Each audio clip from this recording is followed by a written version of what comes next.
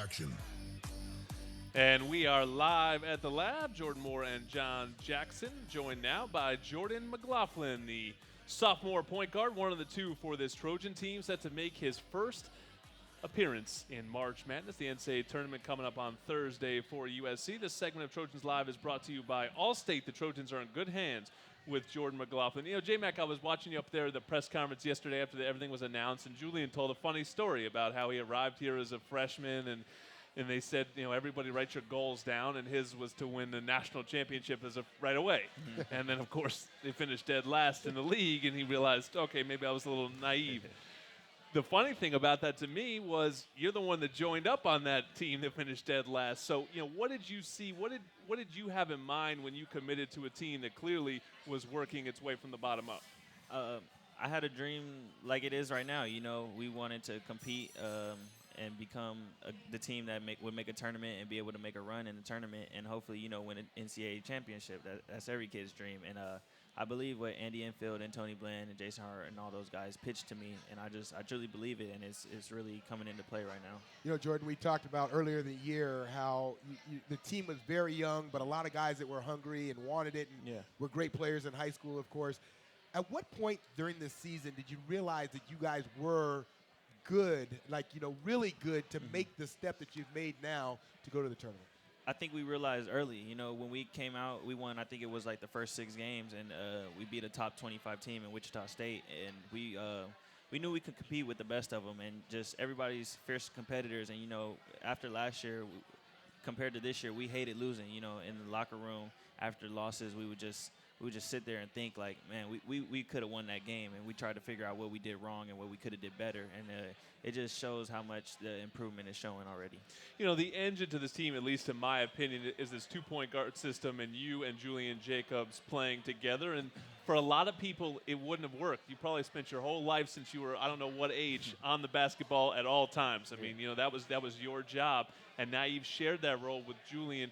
You know, how hard was building that relationship on the court to make that chemistry work, and were as many strides made on the court as off the court? What was the harder part? It wasn't hard at all. You know, like I've been saying all year, me and Julian, we complement each other. You know, he does some things that I can't sometimes, and I do some things he can't, or we don't do as well as each other.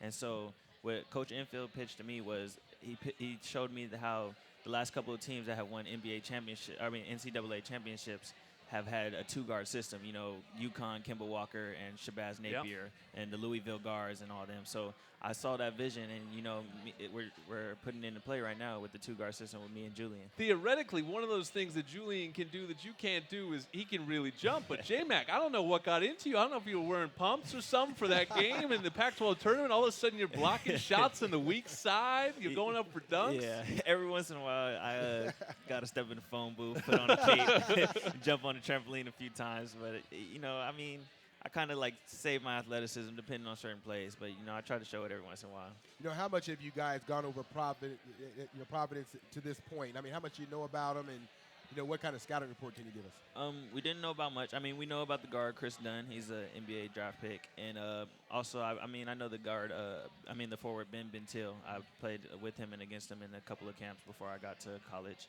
But, I mean, they're a good team. You know, all the cupcake teams, you would call them, don't make the tournament. So, you know, now it's nothing but good teams, and you got to play your hardest every night. And Providence, they're a good team. We went over the scouting today, watched film on them and everything today in practice, and we should be locked in for it.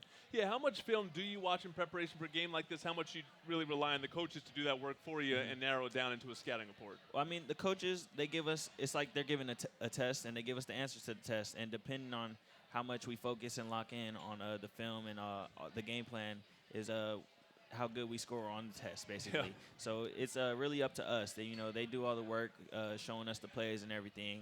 And when it comes to game day, we just got to make sure we're locked in and following the game plan. You know, the interesting thing is you got one player that has NCAA experience in Caitlin, but you have 4 coaches that have a lot of experience in the tournament between Tony, Kevin, Jason, of course, Coach Enfield.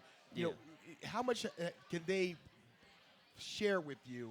I know you guys got to play on the court, but how much can they share with you? This maybe help some of that inexperience coming up. Yeah, they can share a lot. You know, Andy Enfield, he had the good run at Florida Gulf Coast, and Tony Bland's been in the NCAA numerous times with San Diego State. they'll be able to help us a lot. Probably like calm down the nerves and the jitters pregame, and then they know what it takes to focus in and lock in like we did today in practice when we kind of got a little loose.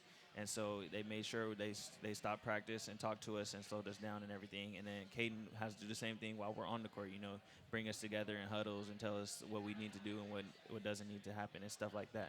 It's funny you said that guys were a little loose in practice today, but take people in this locker room a little bit. I've had the pleasure to travel with you guys and be around you guys. It might be one of the loosest teams out there. And I even talked to your coaches, and they said, these guys are messing around on the bus to UCLA, but then we go out there and beat them by 20 in Pauley Pavilion. What are we supposed to do? Maybe that's just the way they play. Is that sort of just the dynamic of this team? Yeah, definitely. This is one of the funniest teams I've ever been on, and I've been on pretty funny teams in high school. And but yeah, I feel like when we're loose and loosey goosey, that's probably when we play the best. We can't get too loosey though, because then that's when stuff starts happening where other teams may go on runs or something. But I feel, and coaches always tell us to have fun, whether that's on the court or off the court, and just make sure we're smart with what we're doing.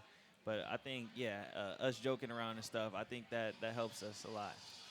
Talk about controlling the tempo, because that to me is one of the things you do absolutely the best in terms of understanding the feel of the game, the tempo is played out. I know you want to play up tempo, but there are times you scale it back.